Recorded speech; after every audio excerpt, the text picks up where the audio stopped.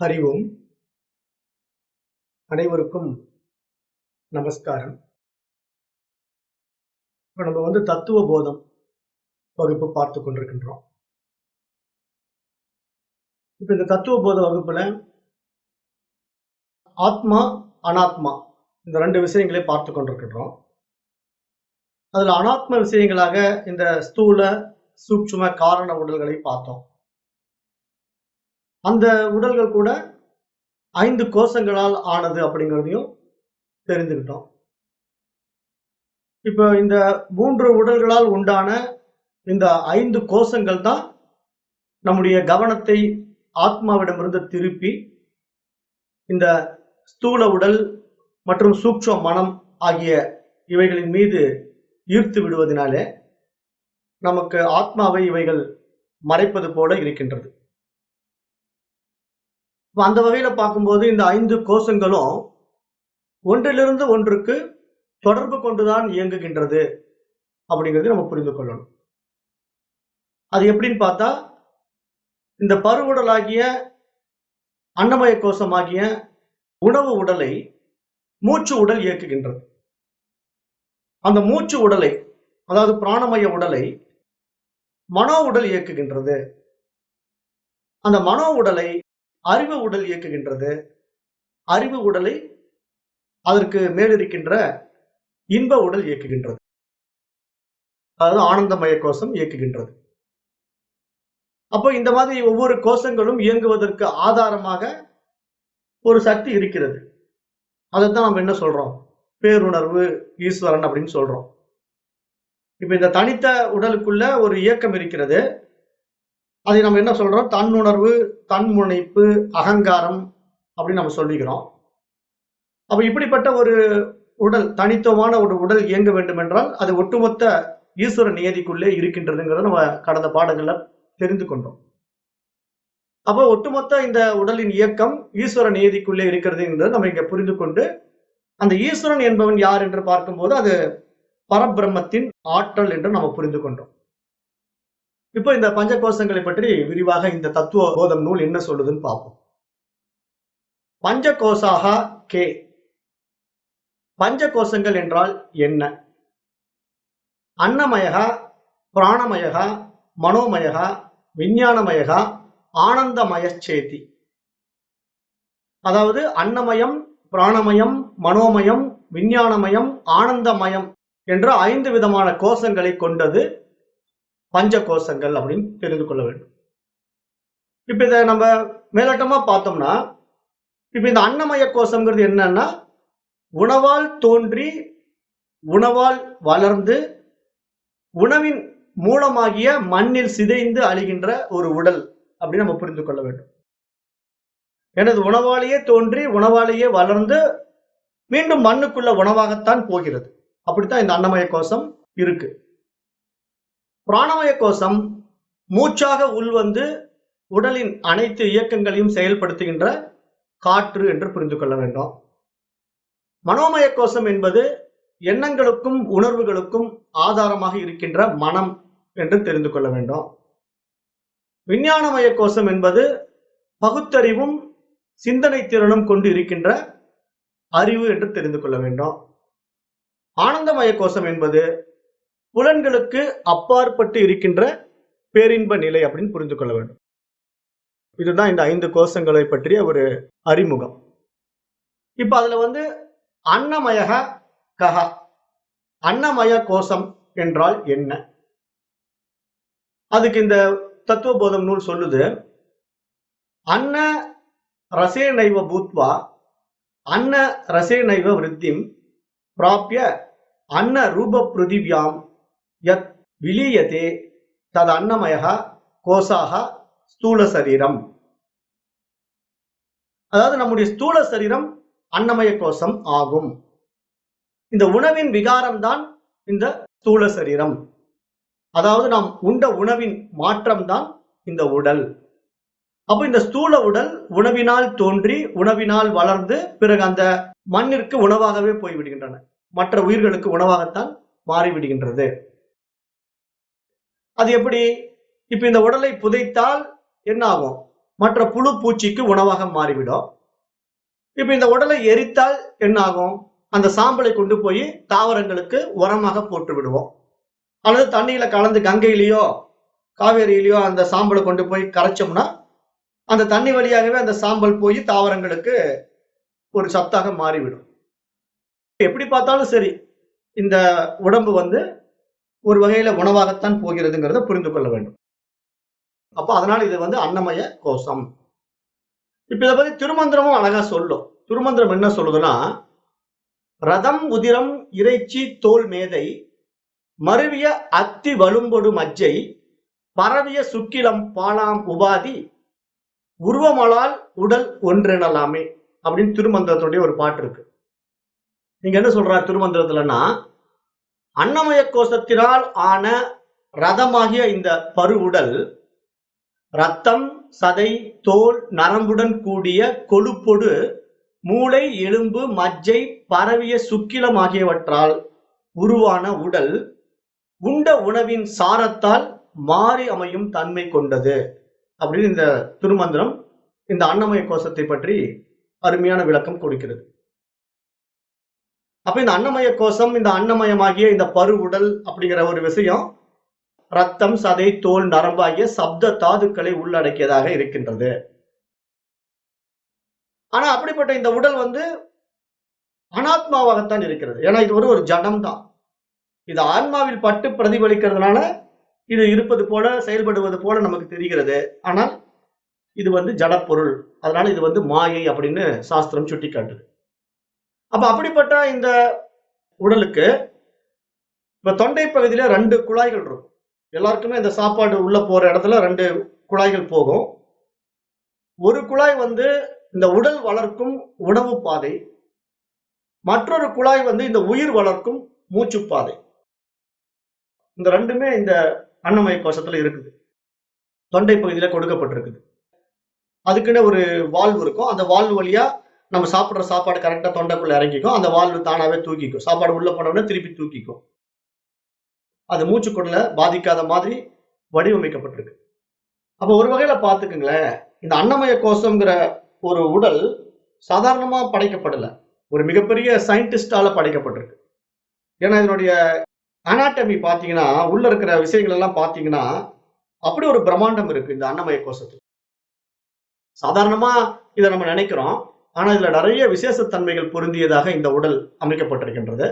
அப்ப அப்படிப்பட்ட இந்த அன்னமய கோஷத்திலே மனித உடல் எடுத்து வருகின்றவர்களுக்கு மட்டும்தான் அந்த அறிவு பிரகாசிப்பது கூடுதலாக இருக்கின்றது. ஏன்னா அதுக்கான ஒரு பிரத்யேக மூளையும் வடிவமைக்கப்பட்டிருக்கின்றது. இப்ப மற்ற எந்த ஜீவராசிகளுக்கும் உடல்ல வந்தாலும் கூட அதுல இருக்கக்கூடிய அந்த ஹார்ட்வேர்ல இருக்கக்கூடிய சிப் இருக்கு பாருங்க, அந்த மூளை, அது அவ்வளவு டெவலப் ஆகல. அதாவது இந்த அளவுக்கு வளர்ச்சி அடையல. அப்ப மனித உடல்ல மட்டும்தான் அந்த மூளை பிரத்யேக வளர்ச்சி அடைந்து இது மாதிரி விஷயங்கள் எல்லாம் உள்வாங்கக்கூடிய ஒரு தகுதியோட காணப்படுகிறது. அப்ப அதுக்கு உண்டான ஒரு சிறப்பான உடலாக, ஒரு அரிதான உடலாக இந்த மனித சரீரம் பார்க்கப்படுகின்றது. அப்ப அப்படிப்பட்ட ஒரு அன்னமய கோஷத்தை ஆன்மாவின் மீது ஒரு உரையாக நம்ம பார்க்கிறோம். ஏன்னா இது ஆன்மாவை மறைக்கிறது. ஏனென்றால் இதன் மேல் அபிமானம் இருப்பதனால, இதை நான் என்று நாம் கருதி கொள்வதனால இதற்கு ஆதாரமான ஆன்மா மறைக்கப்படுகின்றதுங்கிறது இங்க நம்ம புரிந்து கொள்ள வேண்டும். அப்புறம் அடுத்தது பிராணமயக கஹா. பிராணமய கோஷம் என்றால் என்ன? பிராணாத்யாக பஞ்சவாயக வாகாதீத்ரிய பஞ்சகம் பிராணமயக கோஷகா. இங்க என்ன சொல்றாருன்னா, 5 வாயுக்களே பிராணமய கோஷம் அப்படின்னு இங்க தத்துவபோதம் சொல்லுது. அப்ப பிராணமய கோஷம்ங்கிறது 5 வாயுக்களின் ஒரு கலவை அப்படின்னு நம்ம புரிந்து கொண்டா போதும். அப்புறம் அடுத்தது மனோமய கோஷகா கஹா. மனோமய கோஷம் என்றால் என்ன? மனச்ச ஞானேந்திரிய பஞ்சகம் மிலித்வா பவதி ச மனோமய கோஷகா. 5 ஞானேந்திரியங்களுடன் மனதும் சேர்வதுதான் மனோமய கோஷம் ஆகும் அப்படின்னு நம்ம புரிந்து கொள்ளணும். ஏன்னா இந்த மனோமய கோஷம் நம்ம ஏற்கனவே சூட்சும சரீரம் எப்படிப்பட்டதுன்னு பார்த்தோம். அதுல ஞானேந்திரியங்கள் உள்ளடக்கி இருக்கிறது. 5 ஞானேந்திரியங்களா 5 கர்மேந்திரியங்கள்ங்கிற ஒரு 17 தத்துவங்களை உள்ளடக்கி அதுதான் இந்த மனோமய கோஷம்னு பார்த்தோம். அதாவது பொதுவா இந்த சூட்சும சரீரம் அப்படின்னு பார்த்தோம். சூட்சும சரீரத்துல இத்தனை விஷயங்கள் அடங்கி இருக்கிறது. அதுல மனோமய கோஷமும் ஒன்று. அப்போ இந்த மனோமய கோஷத்தினுடைய சிறப்பு என்ன அப்படின்னு பார்த்தோம்னா, இந்த மனதனுடைய சிறப்பு என்ன அப்படின்னு பார்த்தோம்னா, இந்த ஜடமாகிய பரு உடலுக்கும் அறிவாகிய ஆன்மாவிற்கும் இடையில் தான் இந்த மனம் இருக்கிறது. ஏன்னா இந்த உடம்பு ஆன்மாவை அறிந்து கொள்ள முடியாது. ஆன்மாவோ ஒரு அறிவு பொருள், அறிவு சுரூபம். அப்ப ஆன்மாங்கிற ஒரு அறிவு சுரூபத்தை இந்த ஜடமாகிய இந்த உடல் தெரிந்து கொள்ள முடியாது என்பதனாலே, பரு உடலுக்கும் ஆன்மாவுக்கும் இடையில் ஒரு பாலமாக இந்த மனம் இருப்பதினால்தான் இந்த மனம் சிறப்பு பெறுகிறது. அதனால்தான் படைக்கப்பட்ட ஜீவராசிகளிலேயே பகுத்தறிவு வாய்ந்த ஒரு சிறப்பான விஷயமாக மனிதனுடைய மனம் பார்க்கப்படுகின்றது. அப்ப அப்படிப்பட்ட மனமானது ஜட இந்திரிய விவகாரங்களிலே அலைந்து திரிந்தால் அதன் வாயிலாக வினைகள் பெருகி நமக்கு என்ன நடக்கும்? துன்பங்கள் விளையும். ஏன்னா இந்த மனதை நீங்க இந்த மாதிரி இந்திரிய விஷயங்களை நோக்கி திருப்பிட்டீங்கன்னு வச்சுக்கீங்களேன், புலன்கள் மீது ஆர்வத்தை செலுத்திக்கிட்டு உலக விவகாரங்களுக்குள்ள மனதை திருப்புகின்றவர்களுக்கு என்ன நடக்கும்னா துயரங்கள் தான் மிகும். காரணம் என்னன்னா, இங்கு தோன்றி மறையக்கூடிய விஷயங்கள்ல மனம் நாட்டப்படுது. அறிய வேண்டிய விஷயத்தை அறியல. இந்த ஜட உடலை அப்படி தவறாக கையாளுகின்றது இந்த மனம். அப்ப அப்படி பாதையில் இந்த மனம் போயிடுச்சு, இந்த பிரவருத்திக்குள்ள ரொம்ப அதிகமா ஈடுபட ஆரம்பிச்சுன்னா, அதன் மூலமாக நமக்கு துன்பம் விளைவது மட்டும் இல்லாமல் அதன் வாயிலாக ஏற்படுகின்ற செயல் விளைவுகளுக்கு உண்டான கர்ம விளைவுகளையும் இது அனுபவிக்க வேண்டிய கட்டாயத்தில் இருப்பதனால்தான் இது காரணத்தேகமாக பெருகிக் கொண்டே போகின்றதுங்கிறது நம்ம பார்த்தோம். அப்ப அதுவே இந்த மனமானது ஜட விவகாரங்களை விடுத்து உள்முகமாக குவிந்து ஆன்மாவாகிய அறிவில் கலந்து நின்றால் வினை துயர்கள் நீங்க பெற்று பிறவி ஒளியும் அப்படிங்கிற ஒரு அடிப்படை உண்மையும் நீங்க புரிந்து கொள்ள வேண்டும். அதனாலதான் இந்த மனம்ங்கிற விஷயத்தை நம்ம இவ்வளவு ஆழமா பேசிக்கிட்டே இருக்கிறோம். ஏன்னா இந்த மனம் தான் மீடியா. ஆன்மாவையும் இந்த பருவுடலுக்கும் இடையில இருந்துகிட்டு நீ எதை நோக்கி போக விரும்புற அப்படின்னு தெளிவுபடுத்த விரும்புது. ஏன்னா இப்ப மனம்ங்கிற ஒரு விஷயம் இருக்கிறதுனாலதான் தன்னை தான் யார் என்று அறிந்து கொள்ள முடியக்கூடிய ஒரு தகுதியும் நம்ம இடத்திலே உண்டாகி இருக்கிறது. வேற எந்த ஜீவராசிகளுக்கும் இந்த வாய்ப்பு கொடுக்கப்படவில்லை. அப்ப அதனால இங்க நம்முடைய மனோசக்தியானது இன்னும் விரிவடையக்கூடிய ஒரு புத்தி சக்தியாக இந்த ஹார்ட்வேர்ல இந்த ஒரு தகுதியான பரு உடல்ல தான் கொடுக்கப்பட்டிருக்கிறது. வேற எந்த உடலுக்கும் அந்த வாய்ப்பு கொடுக்கப்படல. அதனாலதான் நம்முடைய அடுத்த கோஷம் என்ன சொல்றோம்? விஞ்ஞானமய கோஷம். விஞ்ஞானமய கஹ. விஞ்ஞானமய கோஷம் என்றால் என்ன? புத்தி ஞானேந்திரிய பஞ்சகம் மிலித்வா பவதி ச விஞ்ஞானமய கோஷகா. 5 ஞானேந்திரியங்கள் மற்றும் புத்தி சேர்வது விஞ்ஞானமய கோஷம் ஆகும். அப்ப இந்த விஞ்ஞானமய கோஷத்தினுடைய சிறப்பு என்ன மனிதனிடத்திலே அப்படின்னா, நன்மை தீமைகளை பகுத்தறியக்கூடிய ஒரு சிறப்பு மனிதனிடத்தில் இருக்கிறது. ஏன்னா இந்த மனதனுடைய உயர் பரிமாணமாக பார்க்கப்படுகின்றது. ஏன்னா இங்க புத்தி தான் முக்கியம். ஏன்னா நம்ம ஏற்கனவே நேற்றைய வகுப்புல பார்த்தோம், எங்கிருந்து எல்லாமே பிறக்கிறது அப்படின்னு பார்க்கும்போது புத்தியின் மூலமாகத்தான் எல்லாமே படைக்கப்படுகிறது. ஏன்னா புருஷன், பிரகிருதி, மகத்து. அந்த மகத்துங்கிறது பேருணர்வு நிலையில் இருக்கக்கூடிய ஒரு அறிவு. அதுவே கீழே அகங்காரத்துக்குள்ள வந்துடுச்சுன்னா தன்னுணர்வு தன்முனைப்பாக மாறும்போதுதான் நான்கிற ஈகோ ஒரு தனித்துவமான ஈகோவா மாறி இந்த மனம் தன்னையே அந்த அறிவாக பாவித்துக் கொண்டு அகங்காரத்தில் ஆடிக்கொண்டிருக்கிறது. ஏன்னா அதனுடைய ரிஃப்ளெக்ஷன் இதை எடுத்துக்கிட்டு இவ்வளவு ஆட்டம் போடுது. அதோட ரியாலிட்டியே இது இல்லை. ஆனா இது என்ன நினைக்குதுன்னா, நான் தான் அதுங்கிற மாதிரி ஒரு ஈகோல இத்தனை காரியங்களை செய்து கொண்டிருக்கிறது. அதனாலதான் இந்த மனம் என்ன பண்ணணும்னா, இந்த பிரவர்த்தி விஷயங்களுக்குள்ள போய் அகங்காரத்துல சிக்கி சீரழிஞ்சு மீண்டும் மீண்டும் இந்த பிறவிக்கு வித்துடுவதற்கு உண்டான விதையை உருவாக்காமல், பாவ புண்ணியங்கிற கர்மாக்களை சேர்த்துக் கொள்ளாமல், காரண சரீரத்தை பெரிதுபடுத்தாமல், நம்ம எந்த அளவுக்கு நம்முடைய இந்த மனதை கொண்டு அகத்தில் திரும்பி உள்ளே பார்க்கிறோமோ, உள்கடந்து போகிறோமோ, அப்பொழுது அந்த அறிவை நாம் உணர்ந்து கொள்ள முடியும். அப்ப அந்த அறிவு மட்டும்தான் இருக்கிறது. இந்த அறிவின் மீது இவைகள் எல்லாம் 5 கோஷங்களாக ஏற்றி வைக்கப்பட்டிருக்கின்றது அப்படிங்கிற ஒரு தெளிவு நம்ம இடத்துல அப்பதான் உண்டாகும். அந்த தெளிவு நமக்கு உண்டாகுவதற்காக இந்த கோஷங்கள் எல்லாம் இந்த சாஸ்திரம் நமக்கு சுட்டிக்காட்டி, அதுல இந்த புத்தி சக்தியை ஒரு பிரத்யேக தகுதியாக நம்ம இடத்துல காட்டி கொடுத்து, அதனுடைய அடுத்த தகுதியாக ஆனந்தமய கோஷத்தை பத்தி சொல்லுது. ஆனந்தமயக கக. ஆனந்தமய கோஷம் என்றால் என்ன? ஏவமேவ காரண சரீர பூதா வித்தியாச மலின சத்வம் பிரியாதிவிருத்தி சகிதம் சத் ஆனந்தமய கோஷகா ஏதத் கோஷ பஞ்சகம். அப்போ இந்த காரண சரீரம் மட்டும் இல்லாமல் இந்த மாதிரி 4 மற்ற சரீரங்களும் சேர்ந்த பஞ்ச கோஷங்கள் அப்படின்னு இந்த மந்திரம் இங்க சுட்டி காட்டுது. அப்ப இந்த ஆனந்தமய கோஷம்னா என்ன அப்படின்னா, அவித்யா ரூபமான காரண சரீரமே இங்கு ஆனந்தமய கோஷம் அப்படின்னு சொல்லுது. அவித்யைனா நம்ம என்ன பார்த்தோம் சமஸ்கிருத வார்த்தையில? அவித்யை அப்படின்னா அறியாமை. அறியாமை நிலையில இருக்கின்ற ஒரு காரண சரீரம் தான் இங்க ஆனந்தமய கோஷமாக இருக்கின்றது. அப்ப 3 அவஸ்தைகளை கடந்து, அதாவது விழிப்பு நிலை, கனவு நிலை, ஆழ் உறக்க நிலை ஆகிய 3 அவஸ்தைகளை கடந்து 3 சரீரங்களுக்கும் 5 பிராணன்களுக்கும் 5 கோஷங்களுக்கும் 5 இந்திரியங்களுக்கும் வேறுபட்டதாக எது இருக்கிறதோ அதுதான் நீங்க ஆத்மா அப்படிங்கறது நம்ம பார்த்தோம். ஏன்னா ஆத்மாங்கிற ஒரு விஷயம் அனாத்மாவிலிருந்து வேறுபட்டது. ஆனால் நாம என்ன நினைச்சிட்டு இருக்கிறோம்? ஆத்மாவை அறிந்து கொள்ளாமல் அனாத்மாவை விஷயங்களைத்தான் நான் என்று நாம அபிமானம் வைத்துக் கொண்டிருக்கின்றோம். அது நம்முடைய அறியாமை. அப்ப அந்த அறியாமையின் காரணமாகத்தான் நாம் இந்த 21 தத்துவங்களையும் பிடித்துக் கொண்டு நான் என்று நம்மை தவறாகவே நாம் நினைத்துக் கொண்டிருக்கின்றோம். அப்ப அதிலிருந்து நம்ம விடுபட வேண்டும். அப்போ இந்த காரண சரீரத்திலே அந்த 2மே இருக்கிறது. ஏன்னா இந்த காரண சரீரம்ங்கிறது தமோ குணத்துக்குள்ள போயிடுது இல்லையா? காரணம் என்ன? தூங்குறதுனாலதான் நமக்கு காரண சரீரத்துக்குள்ள போய் மனம் ஒடுங்குது. அப்ப விழிப்பு நிலையில் இருக்கும்போது ரஜோ குணத்தில் இருக்கும், தமோ குணத்தில் இருக்கும், சத்துவ குணத்தில் இருக்கும், மாறி மாறி வேலை செய்யும்.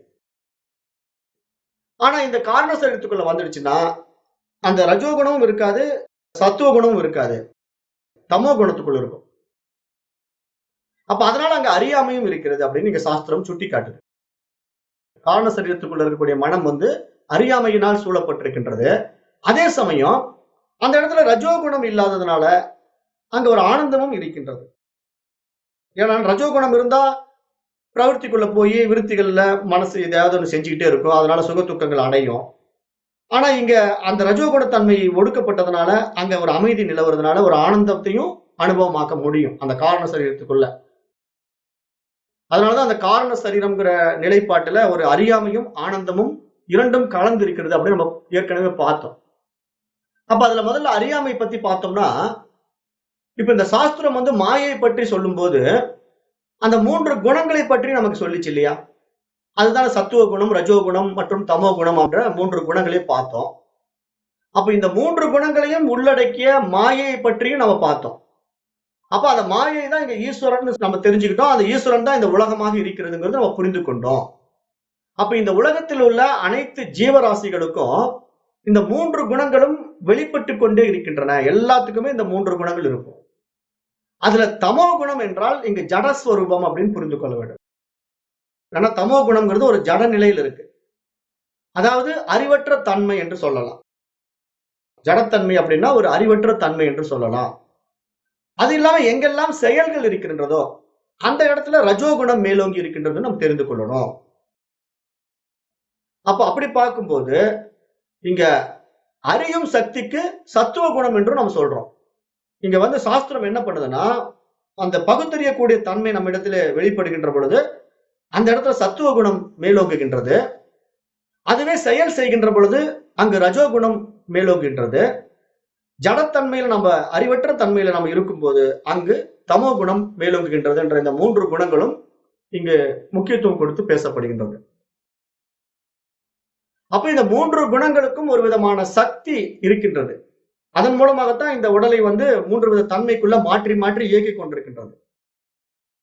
இப்ப நம்ம ஒவ்வொருத்தருக்குமே இந்த 3 குணங்கள் இருக்கும். சத்துவ குணம், ரஜோ குணம், தமோ குணம் என்ற 3 குணங்களுக்குள்ளும் நம்ம மாறி மாறி தான் இயங்கிக் கொண்டிருப்போம். அதனால்தான் இந்த 3 குணங்களிலே வேற்றுமைகளும் காணப்படுகின்றன.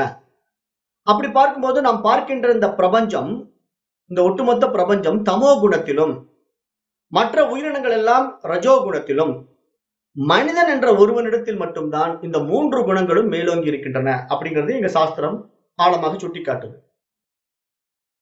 ஏனென்றால் இந்த குணபேதங்கள் அதிகமாக கையாளக்கூடிய விஷயங்களிலே மனிதன் தான் அடிக்கடி இந்த 3 குணங்களில மாறி மாறி செயல்பட்டுக் கொண்டிருக்கின்றான்.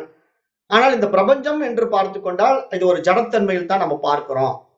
அப்ப இப்ப ஜடத்தன்மையில் இருக்கக்கூடிய இந்த பிரபஞ்சத்தினுடைய தன்மை எப்பொழுது ஈஸ்வரத்தன்மைக்குள்ள இயங்க ஆரம்பிக்குது அப்படின்னா குணபேதங்கள்னால தான் அது இயங்கும்.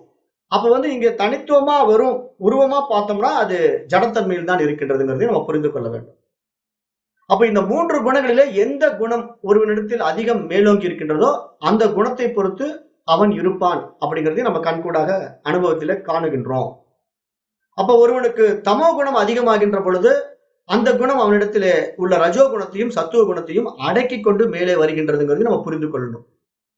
அது போலவே சத்துவ குணம் ஒருவனுக்கு அதிகமாகின்ற பொழுது மற்ற 2 குணங்களும் அடக்கி கொண்டு அது மேலோங்குகின்றதும் புரிந்து கொள்ளணும். அதே மாதிரி ஒருவனுக்கு ஆழ்ந்த உறக்கத்திலே தமோ குணமானது மேலெழுந்தால் அங்கு ரஜோ குணமும் சத்துவ குணமும் அடங்கி விடுகின்றதுங்கிறதை நம்ம புரிந்து கொள்ள வேண்டும். அப்ப இதனால்தான் அவன் நன்றாக ஆழ்ந்து உறங்க முடிகின்றது. அப்படி உறங்கும் பொழுது அந்த ஆழ்ந்த உறக்கத்திலே தமோ குணம் தேவைப்படுகின்றதுங்கிறது நம்ம இங்க புரிந்து கொள்ள வேண்டும். ஏன்னா தமோ குணம் இல்லாவிட்டால் நமக்கு உறக்கம் வராது. அப்ப அதனால தமோ குணம் தான் உறக்கத்துக்கு வழிவகுக்கின்றதுங்கிறதையும் நம்ம இங்க புரிந்து கொள்ள வேண்டும். அப்போ ஆழ்ந்த உறக்கத்திலே நாம் அனுபவிக்கின்ற இந்த அறியாமையும் ஆனந்தமும் தமோ குணத்தினாலேயே உண்டாகின்றதுங்கிறது நம்ம இங்க புரிந்து கொள்ள வேண்டும். அதற்கு காரணம் என்ன அப்படின்னு பார்த்தா ஆழ்ந்த உறக்கத்திலே இந்த தமோ குணமானது ரஜோ குணத்தையும் சத்துவ குணத்தையும் அடக்கி விடுவதனாலே அங்கு நமக்கு எதை பற்றியும் ஞானம் உண்டாகாது அப்படின்னு தெரிந்து கொள்ள வேண்டும். ஆனால் இந்த அறியாமை மட்டும் அங்கு இருக்கும். ஏன்னா தன்னை யார் என்று தெரிந்து கொள்ள முடியாத ஆழ்ந்த உறக்க நிலை. அதே சமயம் அங்க ரஜோகுணம் அடங்கி இருப்பதினால அங்கு ஆனந்தமும் உண்டாகின்றது. அதனால இந்த காரண சரீரம் அறியாமையையும் ஆனந்தத்தையும் உள்ளடக்கியதுங்கிறத நம்ம இங்க ஆழமாக புரிந்து கொள்ள வேண்டும்.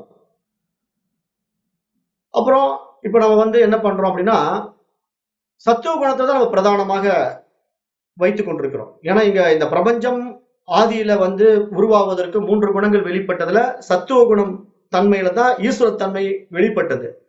ஆனால் அந்த ஈஸ்வரத்தன்மை பிரகாசிக்கின்ற பொழுது சத்துவ குணத்துல இருக்கும், அது ஒடுங்கி இருக்கின்ற பொழுது தமோ குணத்துல இருக்கும். இந்த மாதிரிதான் இந்த இயக்கம் இயங்கிக் கொண்டிருக்கின்றது. ஆனா நாம என்ன பண்றோம், அந்த சத்துவ குணத்துல வெளிப்பட்ட நாம் ஈஸ்வரத்தன்மையில தான் நம்ம வெளிப்பட்டு இருக்கிறோம். ஆனா நம்ம என்ன பண்றோம், வாழ்க்கை சூழலினாலே அதிகமாக நம்ம தமோ குணத்தையும் ரஜோ குணத்தையும் எடுத்துக்கொண்டு அதிலே ஆதிக்கம் செய்து கொண்டிருப்பதனால்தான் அடிக்கடி அந்த குணங்களை நம்ம மேலோங்க செய்து அதிலேயே ஈடுபட்டு அல்லல் பட்டு கொண்டிருக்கின்றோம். நம்முடைய குணத்தை சத்துவ குண பாதையிலே கொண்டு போக தவறி விடுகின்றோம். ஏன்னா சத்துவ குணம்ங்கிறது நம் ஆத்மாவை காட்டிக் கொடுப்பதற்கான ஒரு பிரத்யேக தகுதியாக பார்க்கப்படுகின்றது. மனிதனுடைய மனோ விகாரங்கள்ல பாத்தீங்கன்னா இந்த தமோ குணமும் ரஜோ குணமும் அதிகமாக இருக்கின்ற மனிதன் ஆன்ம ஞானத்தை தேடி வரமாட்டான். ஏன்னா அவனுக்கு இதுல ஈடுபாடெல்லாம் இருக்காது. எதையாவது ஒண்ணு செஞ்சுக்கிட்டே இருக்கணும், பிஸியா இருக்கணும், சம்பாதிக்கணும், ஜாலியா இருக்கணும் அப்படிங்கிற மென்டாலிட்டி தான் பெரும்பாலான மனிதர்களிடத்தில் இருக்குமே தவிர ஒரு அமைதியையோ ஒரு ஆனந்தத்தையோ தேடுகின்ற நிலைப்பாடு அவர்களுக்கு பெரும்பாலும் வராது. ரொம்ப ரேரா ஒரு நாள் வந்துருச்சு அப்படின்னா வாங்க எல்லாம் கோயிலுக்கு போயிட்டு வரலான்ட்டு கோயிலுக்கு போயிட்டு வருவாங்க, அவ்வளவுதான். அப்புறம் திருப்பி எப்பயும் போல உலக விவகாரத்துக்குள்ள ஈடுபட்டு கொண்டிருப்பாங்க. ஆனா இந்த சத்துவ குணம் மேலோங்குகின்ற நிலையிலே அதிகமாக சத்துவ குணத்திலே யார் நிற்கின்றார்களோ அவர்களுக்கு தான் தன்னைத்தான் அறிகின்ற அந்த தனித்துவமான தன்மை உண்டாகும். அது எப்படி மேலோங்கும் என்பதெல்லாம் நம்ம பார்த்தோம் ஏற்கனவே. ஏன்னா நம்முடைய குணாதிசயங்களுடைய மாற்றங்களுக்கு நம்முடைய வாழ்க்கையில ஒழுக்க நியதிகள் தேவை, உணவு பழக்க வழக்கங்களில ஒரு ஒழுக்கம் தேவை. இது மாதிரி நிறைய விஷயங்கள் நம்ம பார்த்தோம். ஏன்னா குணாதிசயங்கள் மாறுபடுவதற்கு சைவ அசைவ உணவுகளிலே நம்ம அசைவ உணவுகளை தவிர்த்து விட்டு சைவ உணவுகளை எடுக்கும் போதுதான் நம்ம கிட்ட சத்துவ குணம் மேலங்கும். நம்ம போய் மிருக உணவுகளை சாப்பிட்டுட்டு இருந்தோம் அப்படின்னா அந்த குணபேதங்கள் என்ன ஆகும், மிருக குணம் நம்ம இடத்துல உட்காந்துக்கும். அப்ப நம்மளால இந்த மாதிரி நல்ல தன்மைக்குள்ள போக முடியாது. அப்படிங்கறதெல்லாம் நம்ம பார்த்துட்டு நம்ம ஓரளவுக்கு அந்த ஆரம்பத்துல வேதாந்த பாடம் சொல்லி கொடுத்தது போல இங்க சமம் தமம் விடல் சகித்தல் சமாதானம்ங்கிற அடிப்படையிலையும் அந்த இயம நியம கட்டுப்பாட்டுக்குள்ள யோக சூத்திரம் சொன்னது போலவும் நம்ம நல்ல ஒழுக்க நியதிகளை கடைபிடித்து வாழ்கின்ற பொழுதுதான் சத்துவ குணம் மேலோங்கும் அப்படிங்கறத நம்ம புரிந்து கொள்ளணும். அப்ப அதனால இந்த சத்துவ குணத்தை இங்க நம்ம இடத்துல இப்ப இருக்கிற இந்த நிலையில இந்த சாஸ்திரம் என்ன சொல்லுதுன்னா மலின சத்துவ குணம் அப்படின்னு சொல்லுது. ஏன்னா ஈஸ்வரத்தன்மையில் இருக்கக்கூடிய சத்துவ குணமாக இதை பார்க்காம ரொம்ப மலினத்தன்மைக்கு போயிடுச்சு, ரொம்ப கீழே போயிடுச்சு. அதனால இது மலின சத்துவ குணம் அப்படின்னு சாஸ்திரம் சுட்டி காட்டுது. அதாவது மலின சத்துவ குணம்னா எப்படி புரிந்து கொள்ளணும் அப்படின்னா, தமோ குணத்தினால் பீடிக்கப்பட்ட சத்துவம் என்று புரிந்து கொள்ளணும். ஏன்னா இந்த சத்துவ குணம் வந்து தமோ குணத்தினாலே பீடிக்கப்பட்டிருக்கின்றது. அதாவது அறிகின்ற சத்துவ குணத்தை உடைய மனிதன் ஆழ்ந்த உறக்கத்திலே தமோ குணத்தினால் அறியாமையின் பிடியில் சிக்கிக் கொள்வதனாலே இங்கு நாம் மலின சத்துவ குணமுடைய நிலைக்கு தள்ளப்படுகிறோம்ங்கிறதையும் நம்ம இங்க ஆழமாக புரிந்து கொள்ள வேண்டும். இப்ப காரண சரீரம் என்றால் நம்ம என்ன நினைச்சோம்? அவித்யா அல்லது அறியாமை நிலை அப்படின்னு பார்த்தோம். அதோடு கூட ஆனந்தம் என்ற இன்ப நிலையும் ஆகிய 2 நிலைகளிலே இந்த காரண சரீரம் இருக்குதுங்கிறதையும் பார்த்தோம். அதுல இந்த சுசுப்தி அவஸ்தை என்ற ஆழ்ந்த உறக்க நிலையில் தான் இந்த ஆனந்தமய கோஷம் செயல்படுகிறதுன்னு பார்த்தோம். அப்ப அந்த அடிப்படையில இப்ப ஒருவன் வந்து ஜாக்கிரத அவஸ்தை என்ற விழிப்பு நிலையில இருந்து கொண்டிருந்தான்னா அவன் அனுபவிக்கக்கூடிய அந்த ஆனந்தம் இருக்கிறது இல்லையா? ஜாக்கிரத அவஸ்தையில அவன் என்ன பண்றான்? நிறைய சின்ன சின்ன விஷயங்கள் ஆனந்தம் அடைகிறான். ஏன்னா அந்த ஆனந்தம் என்பது இந்த காரண சரீரத்துல அனுபவிக்கப்பட முடியாத நிலையில் இருக்கிறது. அறியாமை நிலையிலே காரண சரீரத்திலே நம்ம மனம் ஒடுங்கி இருக்கின்ற நிலையிலே ரஜோகுணத்தன்மை இல்லாததுனாலே அங்க ஒரு ஆனந்தம் இருந்தாலும் நான் நன்றாக உறங்கினேன், ஆனந்தமாக உறங்கினேன்கிற அந்த நிலையில் இருந்த மனிதன் எப்போ தன்னை ஆனந்தமாக உறங்கிறேன் என்று சொல்ல வருகிறான் அப்படின்னா விழிப்பு நிலைக்கு வரும்போதுதான் சொல்ல முடியும். அப்ப விழிப்பு நிலையில அவன் தூக்கத்திலிருந்து விழித்து எழுந்த உடனே நல்லா நிம்மதியா தூங்கினேங்க, ரொம்ப ஆனந்தமாக தூங்கினேன் அப்படின்னு சொல்றான்னா அந்த இடத்துல அவன் உணர்ந்த அந்த ஆனந்தத்தை அவன் எங்கு வெளிப்படுத்த முடியும் அப்படின்னு பார்த்தா ரஜோகுணத்தில் தான் வெளிப்படுத்த முடியும். அப்ப ரஜோகுணமாகிய விழிப்பு நிலையில வந்து தான் ஆனந்த நிலையை அனுபவித்தேன் அவன் சொல்ற நிலைப்பாடு அந்த அனுபவத்தை இங்குதான் வெளிப்படுத்த முடியுமே தவிர அந்த இடத்துல தமோ குணத்துல இருக்கும்போது ஆழ்ந்த உறக்கத்தில் இருக்கும்போது வெளிப்படுத்த முடியாது.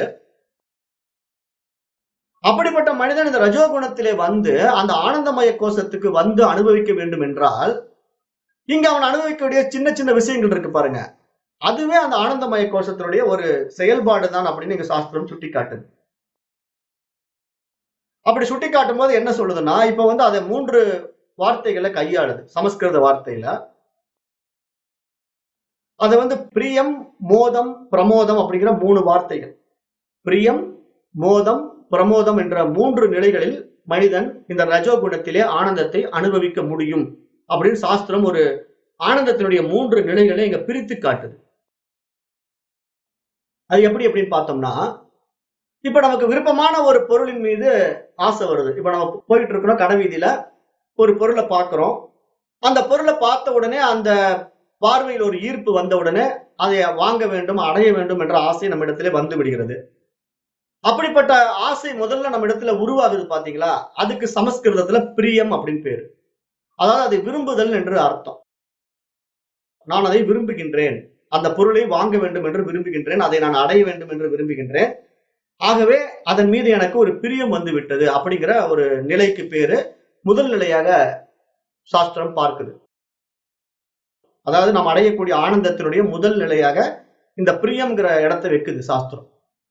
அப்புறம் அந்த பொருளை நாம் அடைந்து விட்டால், இப்ப அந்த பொருளை வாங்கணும்னு நினைச்சுக்கிட்டு இருக்கேன், ஆனா என்னிடத்துல போதுமான பொருளாதாரம் இல்ல. இப்ப திடீர்னு ஏதோ ஒரு வகையில எனக்கு ஒரு பணம் கிடைச்சது, உடனே அந்த பணத்தை வச்சு அந்த பொருளை வாங்கிட்டேன், நான் ஆசைப்பட்ட பொருளை வாங்கிட்டேன். அப்போ நான் அந்த பொருளை பார்த்த உடனே ஒரு ஆசை என்னிடத்துல வெளிப்பட்டது இல்லையா? அது என்னுடைய சந்தோஷத்தினுடைய முதல் நிலையாக பார்க்கிறோம். பிரியம்ங்கிற முதல் நிலையை பார்க்கிறோம். அந்த பொருளை நான் வாங்கி விட்டேன் என்றால் அந்த சந்தோஷத்தினுடைய அந்த மகிழ்ச்சியினுடைய அந்த ஆனந்தத்தினுடைய அடுத்த நிலையாக பார்க்கும்போது அதற்கு பெயர் தான் மோதம். மோதம் அப்படின்னு சாஸ்திரம் சொல்லுது. மோதம் என்றால் அந்த பொருள் எனக்கு கிடைத்து விட்டது, அதை அடைந்து விட்டதினாலே நான் அடைகின்ற ஒரு ஆனந்தம். அதை நான் வாங்கிட்டேன், அதனால எனக்கு ஒரு சந்தோஷம் வந்துருச்சு. அந்த மலர்ச்சி, அந்த ஒரு ஆனந்தம் இருக்குது பாத்தீங்களா, அதுக்கு பேரு மோதம் அப்படின்னு சொல்லுது. அப்புறம் அவ்வாறு அடைந்த அந்த பொருளை அனுபவிக்கும் போது கிடைக்கின்ற ஒரு ஆனந்தம் இருக்கு பாத்தீங்களா, அது பிரமோதம் அப்படின்னு நீங்க சாஸ்திரம் சுட்டி காட்டுது.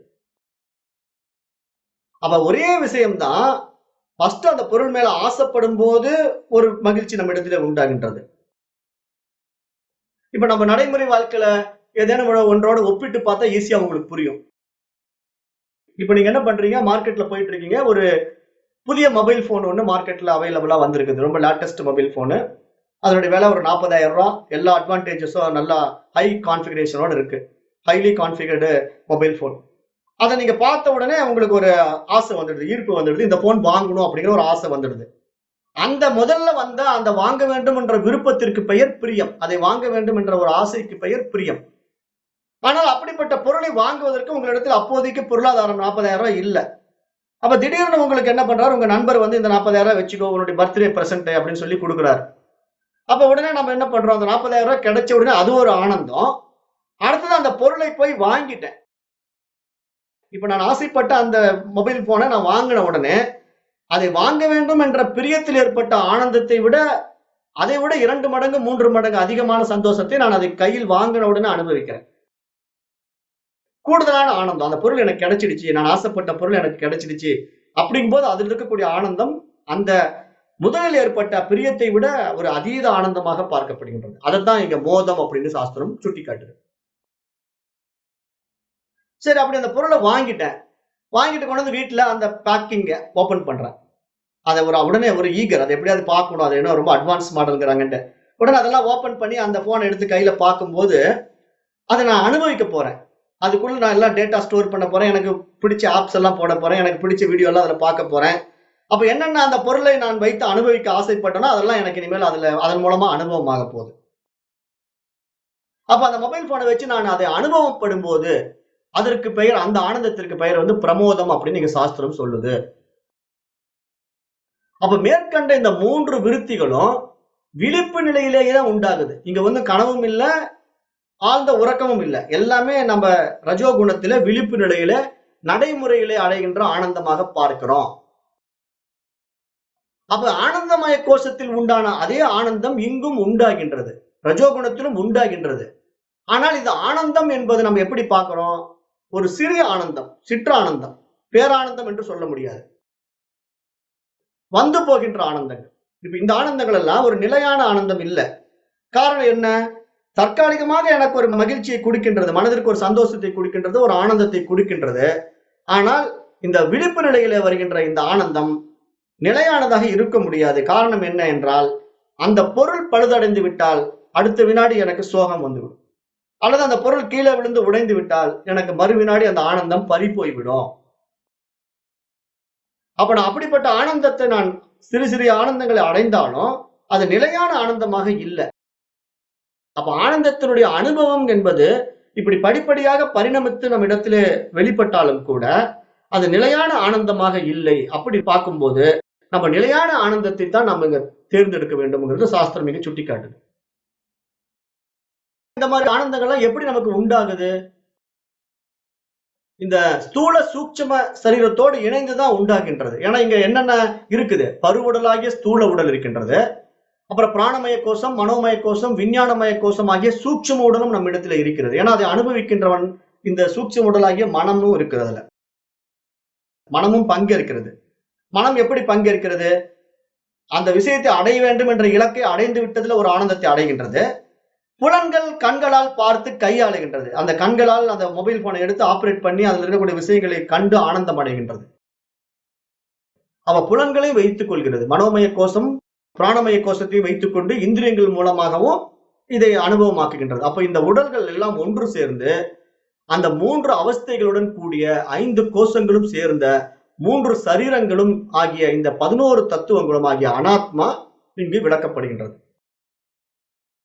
அப்ப இந்த அனாத்ம தத்துவங்கள் எல்லாம் நம்ம இப்படி ஒவ்வொன்றா பார்த்துக்கிட்டு வந்தாலும் கூட இந்த மாதிரி ஒரு ஆனந்தம் நம்ம இடத்துல உண்டாகின்றது, சின்ன சின்ன ஆனந்தங்கள் நம்ம இடத்துல தோன்றி மறைகின்றது அப்படின்னா அதற்கு அடித்தளமாக ஆதாரமாக இருக்கின்ற அந்த பேரறிவை, அந்த பேருணர்வை நம்ம முழுமையாக பற்றாததுதான் காரணம் அப்படிங்கிறது எங்க சாஸ்திரம் சுட்டிக்காட்டுது.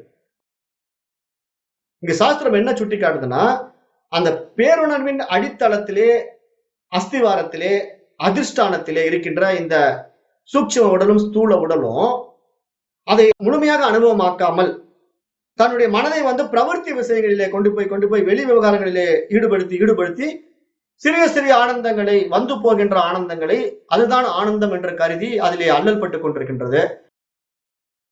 ஆனால் இங்கு உண்மையான ஆனந்தம் அதே மனமானது உள்முகமாக திரும்பி அந்த உயரிய ஆன்மாவை, அந்த அறிவை அனுபவமாக்கும் போது ஏற்படுகின்ற ஆனந்தம் ஒரு எல்லையில்லாத பேரானந்தம். அது நிலையான ஆனந்தம்.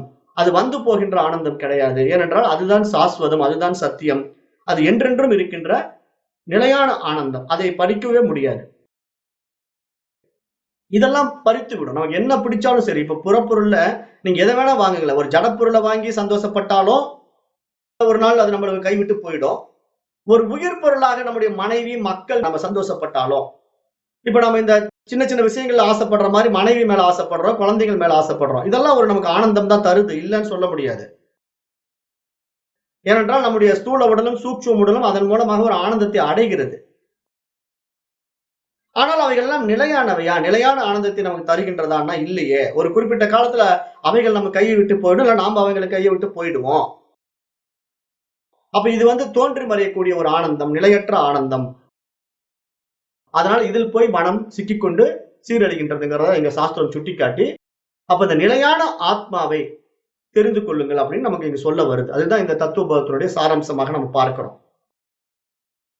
அப்ப ஆத்மா அனாத்ம விஷயங்களை நாம ரொம்ப ஆழமாக ஆராய்ச்சி பண்ணி பார்க்கும்போது, அந்த ஆத்மா என்றால் என்ன அப்படிங்கறத நம்ம மேலும் விரிவாக பார்ப்போம். ஏன்னா இப்ப அனாத்ம விஷயங்களை பூரா நம்ம பார்த்துட்டு வந்துட்டோம். அனாத்ம விஷயங்கள்ல இத்தனை தத்துவங்கள் இருக்கின்றன. இப்ப இந்த தத்துவங்கள் ஒவ்வொரு சமயங்களும் ஒவ்வொரு மாதிரி கூட்டிக்கிட்டு குறைச்சிக்கிட்டு இருக்கும். அதெல்லாம் நம்ம குழப்பம் அடைய வேண்டாம். 96 தத்துவங்களும் சொல்லும் சில சமயங்கள். அப்படி 96 தத்துவங்கள் எடுத்து அதை பிரிச்சு பிரிச்சு இது அது இதுன்னு பயங்கரமா சொல்லிக்கிட்டு போவோம். ஆனா எத்தனை தத்துவங்கள் நம்ம எடுத்துக்கிட்டு உள்ள வந்தாலும் அது எல்லாம் அழியக்கூடிய விஷயங்களாக பார்க்கிறோம். ஏன்னா அது பூரா அனாத்ம விஷயங்களாக பார்க்கிறோம். அப்ப இருப்பது ஒன்றே, அதுதான் ஆத்மா. அப்ப ஒரே ஒரு தத்துவம் தான் இங்க சாஸ்வதமாக இருக்கின்றது, சத்தியமாக இருக்கின்றது. அதுதான் பிரம்மம் அப்படின்னு நாம் புரிந்து கொண்டு அந்த ஆத்மாவை பற்றி நாம் இன்னும் தெளிவாக அறிய வேண்டும் என்று தத்துவ போதம் விரும்புகின்றது. ஆத்மான என்ன? ஆத்மா என்றால் என்ன? ஆத்மா கஹா. ஆத்மா அனாத்மா அல்லாத ஒன்று. அதாவது அது எதனோடும் சேராதது, எதனோடும் தொடர்பு கொள்ளாதது, எதனோடும் சம்பந்தப்படாதது தான் ஆத்மா. இவைகளுக்கெல்லாம் அப்பாற்பட்டதுதான் ஆத்மா. அதை நன்றாக புரிந்து கொள்ள வேண்டும். ஆத்மானா ஏதோ தொடர்பு வச்சுக்கிட்டு இருக்கு, ஏதோ சம்பந்தப்பட்டு இருக்குது, அதோட இணைஞ்சு இருக்குது அப்படின்னு நினைச்சுக்க கூடாது. நான் ஏற்கனவே நேற்று அதுக்கு ஓமானம் கொடுத்தேன். அதுக்கு எப்படி ஓமானம் கொடுத்தேன்? இந்த வெட்ட வெளியாகி ஆகாசம் இருக்கிறது. இந்த ஆகாசம் எதனோடும் சம்பந்தப்படாம இருக்குது.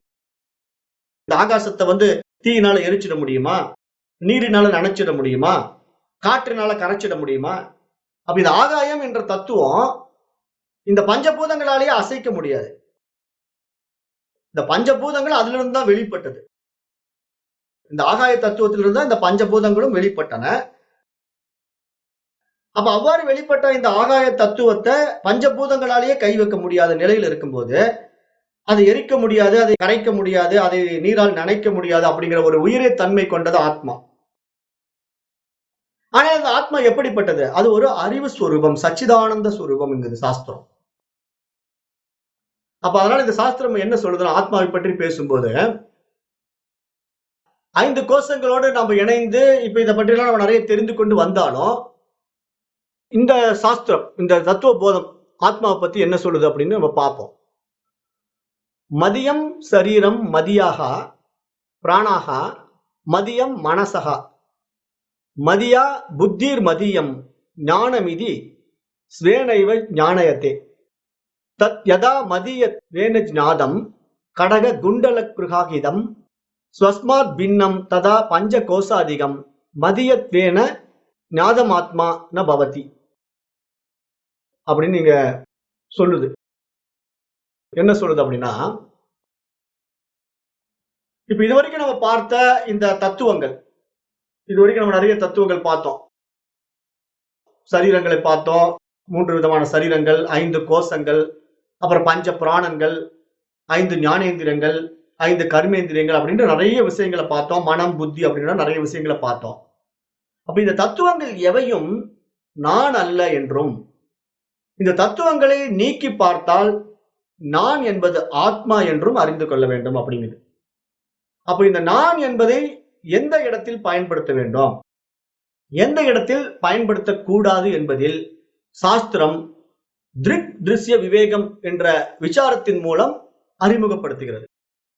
இப்ப திருக் திருஷ்ய விவேகம் இப்ப திருக் திருஷ்ய விவேகம்னா பார்ப்பவன் பார்க்கப்படும் பொருளை பற்றிய ஒரு விசாரம். இங்க பார்ப்பவன் யாரு? திருக்கு.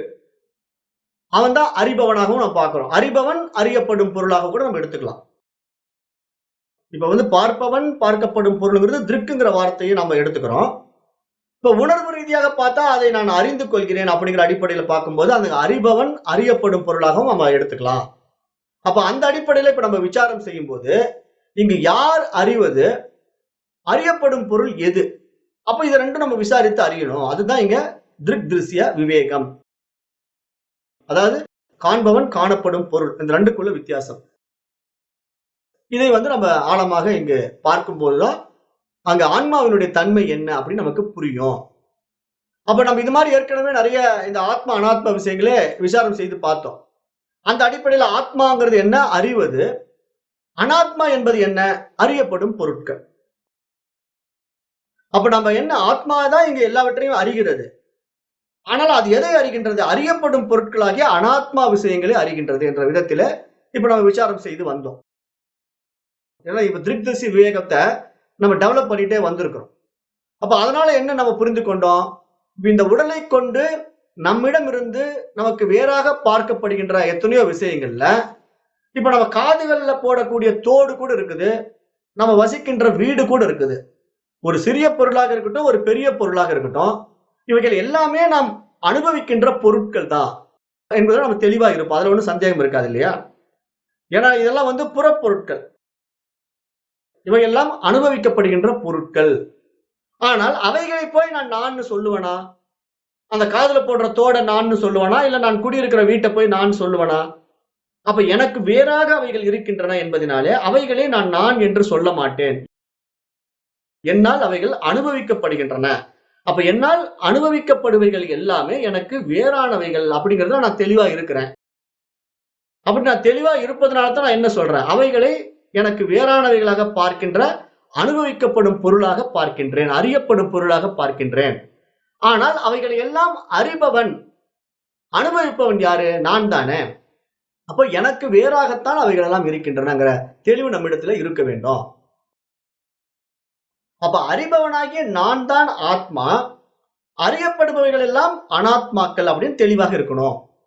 அப்ப இங்க சாஸ்திரம் இன்னும் ஒரு படி மேல போய் என்ன சொல்லுதுன்னா, நான் என்று நினைத்துக் கொண்டிருக்கின்ற இந்த உடல், மனம், புத்தி மற்றும் கோஷங்கள் போன்றவைகள் எதுவுமே நான் அல்ல என்று விசாரித்து அவைகளும் அனுபவிக்கப்படுகின்ற பொருட்கள் தான் என்று இங்கு விளக்கம் கொடுக்கின்றது. இப்ப இந்த தத்துவபோதம் நூலின் வாயிலா நம்ம என்ன புரிந்து கொண்டிருக்கின்றோம்னா, புறத்துல இருக்கக்கூடிய தோடையும் அல்லது வீடையும் நம்ம சாதாரணமா எடுத்துக்கிறோம். இது எனக்கு வேறாகத்தான் இருக்கின்றது நம்ம சாதாரணமா எடுத்துக்கிறோம். அதுல நமக்கு சந்தேகம் இல்லை. காரணம் என்ன? அவைகள் என்னால் அனுபவிக்கப்படுகின்ற பொருட்கள். அந்த தோடும் சரி, அந்த வீடும் சரி என்னால் அனுபவிக்கப்படுகின்ற பொருட்கள் அப்படிங்கிற தெளிவு நம்ம இடத்துல இருக்கிறது. ஆனா எந்த இடத்துல நம்ம தெளிவு இல்லாம இருக்கிறோம்? இந்த உடல், மனம், புத்தி போன்ற விஷயங்களிலே, கோஷங்கள் போன்ற விஷயங்களிலே நம்ம தெளிவு இல்லாம இருக்கிறோம். அப்ப அதைத்தான் இங்க இந்த சாஸ்திரம் இதுவரைக்கும் திருக் திருஷ்ய விவேகம் என்ற இந்த பாடத்திட்டத்தின் மூலமாக ஒரு தெளிவு நமக்கு உண்டாகுது. எது பார்ப்பவன், எது பார்க்கப்படும் பொருள், எது அனுபவிப்பவன், எவைகள் அனுபவிக்கப்படுகின்ற பொருட்கள், எது காண்பவன், எது காணப்படுகின்ற பொருட்கள் அப்படிங்கிற விஷயத்துல இந்த திரிபுட்டியில ஒரு ஆராய்ச்சியை பண்ணுது, ஒரு விசாரத்தை மேற்கொள்ளுது இந்த சாஸ்திரம். அப்படி விசாரம் பண்ணி இங்க நமக்கு ஒரு தெளிவுபடுத்துது. நீ நினைத்துக் கொண்டிருப்பது போல இந்த உடலோ, மனமோ, புத்தியோ, பஞ்ச கோஷங்களோ, இந்த தத்துவங்கள் எதுவுமே நீ அல்ல, நான் என்று உன்னை நினைத்துக் கொள்ளாதே. இவைகள் நான் அல்ல. ஆனால் அறியாமையிலே நான் இந்த உடலை, மனதை, புத்தியை நான் என்று அபிமானித்துக் கொண்டு ஆத்மாவிற்கும் அனாத்மாவிற்கும் வித்தியாசம் தெரியாமல் இருந்திருக்கிறேன். அப்ப இப்ப நான் இந்த விஷயத்தெல்லாம் விசாரிச்சு பார்க்கிறேன். பார்க்கும்போது எனக்கு என்ன புரியுது? ஓ, இது என்னுடைய உடல் அல்ல, இது என்னுடைய மூச்சு அல்ல, இது என்னுடைய மனம் அல்ல, இது என்னுடைய புத்தி அல்ல அப்படின்னு ஒரு தெளிவு வருது. அதுக்கு முன்னாடி எனக்கு என்ன இருந்தது? அறியாமையின் காரணமா இது என்னுடைய உடல், இது என்னுடைய மனம், இது என்னுடைய மூச்சு அப்படிங்கிற ஒரு பிடிவாத குணம் இருந்தது. காரணம் என்ன? அனாத்மா விஷயத்தை நானாக பாவித்துக் கொண்டிருக்கிற ஒரு அறியாமை நிலை, ஒரு அஞ்ஞான நிலை என்னிடத்துல இருந்து கொண்டிருந்தது. அப்ப அதனாலதான் நான் என்னுடைய உடல் மேல் அபிமானம் வைத்துக் கொண்டு இது நான் சொல்லிட்டு இருக்கிறேன் அந்த உடம்ப. அப்புறம் என்னுடைய மூச்சுங்கிறத நான் சொல்லிக்கிறேன் சில நேரங்கள்ல. நானுங்கிற, சில நேரங்களில் என்னுடையது அப்படிங்கிற. அப்ப இங்கதான் இந்த குழப்பமே என்னிடத்துல உண்டாகுது. ஒரு நேரத்துல நானுங்கிறேன் இந்த உடம்ப, டாக்டர் கிட்ட போகும்போது என்னுடைய உடல்ங்கிறேன். அப்ப இங்க நான் அப்படிங்கிற ஒரு விஷயத்திலேயே எனக்கு குழப்பம். நான்ங்கிற சொல்ற விஷயத்திலே குழப்பம் இருந்து கொண்டிருக்கின்றது. அந்த இடத்துல அவங்க புரிந்து கொண்டு, இப்ப இந்த தத்துவங்கள் எதுவும் நான் அல்ல அப்படிங்கிற ஒரு தெளிவு இருக்கணும். அப்ப அப்படி எல்லாவற்றையும், இந்த அனாத்மா விஷயங்களை எல்லாவற்றையும் அறிகின்றது எதுவோ, அந்த அறிவு எதுவோ அதுதான் இங்க ஆத்மா. அப்ப அதுதான் இங்க அறிபவன், அதுதான் இங்க திருக்கு. அப்ப மேற்கண்ட அனைத்தும் அறியப்படுகின்ற திருஷ்யம், அறியப்படுகின்ற பொருட்கள், அவைகள் எல்லாம் நம்மால் அனுபவிக்கப்படுகின்ற பொருட்கள் என்று இங்கு தெளிவாக புரிந்து கொள்ள வேண்டும். இங்கு சாஸ்திரம் நமக்கு சுட்டிக்காட்டுது. அப்போ அறிகின்ற அறிவு அல்லது அனுபவிப்பவன் யார்? அப்ப அந்த ஆத்மா என்பவன் யார் அப்படிங்கிற ஒரு கேள்வி நம்ம இடத்துல எழுந்திருக்கும். ஏன்னா இதுதானே எல்லாவற்றையும் அனுபவிக்கின்றது, இதுதானே எல்லாவற்றையும் அறிகின்றது. அப்போ இதுவரை நான் என்பது இந்த உடல் என்ற அறியாமையில் நினைத்துக் கொண்டிருந்த நிலையில் அதுவும் அனுபவிக்கப்படுகின்ற ஒரு பொருள்தான் என்று சாஸ்திரம் கூறுவதிலே இருந்து, அந்த அறிகின்றவனாகிய அல்லது அனுபவிப்பவனாகிய நான் யார் என்ற சந்தேகம் நம்மிடத்துல எழுகின்றது. ஏன்னா இப்போ இதுவரைக்கும் நான் நான் சொல்லிட்டு இருந்த உடல் அபிமானத்தை இப்ப நான் இந்த ஆத்ம அனாத்ம விஷயங்களில விசாரணை செய்து அறிந்து கொண்டு விட்டேன். அப்படி அறிந்து கொண்டு விட்டதுல இப்ப ஆன்மா என்று ஒன்று இருக்கின்றது, அதுதான் நான் என்றும் தெரிந்து கொண்டேன். அப்ப ஆத்மாவிற்கு வேறாக பார்க்கப்படுகின்ற அத்தனை விஷயங்களும் என்னால் அனுபவிக்கப்படுகின்ற பொருட்கள் என்றும் நான் தெளிவாயிட்டேன். அதை இப்ப நான் என்னுடையது இனிமேல் நான் கூற மாட்டேன். ஆனா அது என்னால் அனுபவிக்கப்படுகின்ற அனாத்மா விஷயங்கள். அதனால அது நான் என்ற அபிமானம் எனக்கு இனிமேல் அதுல இருக்காது. அப்படி வெளிப்பொருட்களை மட்டும் நான் அபிமானம் வைக்கல. இப்ப இந்த வீடு தோடு அப்படிங்கிற ஒரு விஷயத்துல நான் அபிமானம் வச்சேனா இல்ல. இப்ப புரிஞ்சுக்கிட்டேன். அதெல்லாம் என்னால் அனுபவிக்கப்படுகின்ற பொருட்கள் புரிந்து கொண்டது போல, இப்ப இந்த உடலும் மனமும் புத்தியும் மற்ற பஞ்ச கோஷங்களும் ஆகிய எல்லா தத்துவங்களுமே என்னால் அனுபவிக்கப்படுகின்ற அனாத்ம விஷயங்கள் தெளிவாகி இருக்கிறேன். அப்ப அந்த தெளிவு நம்ம இடத்துல வந்து விட்டதுனால இப்ப நான் என்ற அபிமானம் அவைகளிடத்து இனிமேல் எனக்கு உண்டாகாது. அப்ப அது நானாக இருக்க முடியாதுங்கிற அடிப்படையில ரொம்ப ஸ்ட்ராங் ஆயிட்டேன். மனது, புத்தி, பிராணன், இந்திரியங்கள் ஆகிய எவையும் என்னுடையது என்று இனிமேல் நான் கூற மாட்டேன். அது நிச்சயமாக நானாக இருக்க முடியாது. அப்ப இவைகளெல்லாம் என்னுடையது என்றால் அப்பொழுது நான் யார் அப்படிங்கிற சந்தேகம் அப்பதான் நமக்கு வரும். அப்ப அந்த மாதிரி இப்ப இந்த சந்தேகம் நமக்கு வந்திருக்குது. என்ன காரணம்? இப்ப நான் மட்டுமே இருக்கின்றேன். இவைகள் எல்லாம் விசாரித்து அறிய முற்படுகின்ற நான் யார் அப்படிங்கிற ஒரு விஷயம் நம்ம இடத்துல இப்ப உண்டாகுது. இப்ப நான் யார் என்று நான் என்னை அறிய முற்படும் பொழுது அதை பற்றி நான் விசாரித்து அறிய வேண்டும் என்றால் நான் எங்க போய் விசாரித்து அறியணும்? பக்கத்து வீட்டுக்காரர்கிட்ட போய் நான் யாருன்னு கேட்கணுமா? அப்படி கேட்டா என்ன ஆகும்? பக்கத்து வீட்டுக்காரர் என்ன சொல்லுவான்? நீங்க தாங்க டாக்டர், நீங்க தாங்க வக்கீலு, உங்க பேர் இதுங்கன்னு அவன் அப்படிதான் காட்டி கொடுப்பான். ஏன்னா நம்முடைய தொழிலையும் நம்முடைய பெயரையும் நாம் என்ன ஜாதி, நம்ம எங்க பிறந்தோம் அப்படிங்கிற விஷயங்கள் தான் நானுங்கிற அபிமானமா நமக்கு இத்தனை நாளா திணிக்கப்பட்டிருந்தது. அதைத்தானே பக்கத்து வீட்டுக்காரன் சொல்லுவான். நான் என்னை பற்றி நான் அவனிடத்துல போய் கேட்டா அவன் அதை தான் சொல்லுவான். என்னுடைய உறவினர் இடத்துல போய் கேட்டாலும் அவங்க நீங்க இன்னார் இந்த ஜாதி, இந்த குளம், அப்படி இந்த கோத்திரம் அப்படிதான் சொல்லுவாங்களே தவிர உண்மையான நானை காட்டி கொடுக்க மாட்டார்கள். அல்லது என்னுடைய பிறப்பினுடைய அடிப்படையிலே மதத்தை சார்ந்து நீங்க இந்து, நீங்க முஸ்லீம், நீங்க கிறிஸ்டியன் வேணா சொல்லிட்டு இருப்பாங்க. அப்ப இங்க சாஸ்திரம் இதையெல்லாம் சொல்ல வரல. நான்கிற விஷயத்துல இதெல்லாம் சொல்ல வரல. இங்க உண்மையான நான் என்ற ஆத்மாவை, அந்த அறிவை, அந்த பரம்பொருளை தெரிந்து கொள்வதா இங்க நமக்கு அவசியமான ஒரு விஷயமாக இங்க சொல்ல வருது. அப்ப அந்த அடிப்படையில பார்க்கும்போது இப்ப இந்த அனாத்ம விஷயங்களில் ஆகிய தத்துவங்களை எல்லாம் நம்ம நீக்கி பார்க்கும் பொழுது அந்த ஏக வஸ்துவான அந்த பரமாத்மா மட்டுமே என்றென்றும் நிலையானது, சாஸ்வமானது, சத்தியமானது. அதுவே நான் என்று என்னை நான் உணர்ந்து கொள்ளக்கூடிய அந்த திருத்தன்மைக்குள்ளே, அறிபவனாகிய தன்மைக்குள்ளே நான் வந்துவிட்டால் அதை நான் எப்படி வந்துவிட முடியும் அப்படின்னா, இந்த மனம்ங்கிற விஷயத்துல இப்ப இது மாதிரி பாடங்கள் எல்லாம் உள்வாங்குறோம் இல்லையா? இது மாதிரி சாஸ்திரங்களை படித்து தெளிவாகி இதனுடைய புரிதல் நமக்குள்ள வந்து, ஓ இதுதான் இப்படி சொல்ல வருது சாஸ்திரம். அப்ப நான் அறியாமையில இதெல்லாம் நான் அபிமானித்துக் கொண்டிருந்தேன். இப்ப இது அனாத்ம விஷயங்களாக சாஸ்திரம் எனக்கு காட்டி கொடுத்து விட்டது. அப்ப நான் ஒரு தூய அறிவு, அப்ப நானே அந்த ஆத்மாவாக இருக்க முடியும். அப்ப அந்த ஆத்மாவை பற்றி எனக்கு மேலும் தெளிவுபடுத்த வேண்டும் என்பதாக நம்முடைய மனதிலே ஒரு எண்ணம் உதயமாகின்றது. அப்ப அதுதான் இந்த தத்துவபோதம் நூலிலே ஒரு சிஷ்யன் கேட்கிற மாதிரி இங்க அமைச்சிருக்காரு ஆதிசக்கரர்.